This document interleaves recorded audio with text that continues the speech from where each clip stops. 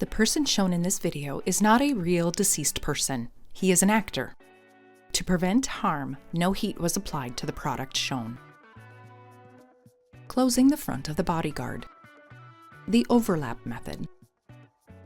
When you have a case that is more normal or is slighter in size, the overlap method may work best. For this method, you may need a couple of pieces of tape, which is optional. You can simply overlap and heat to seal.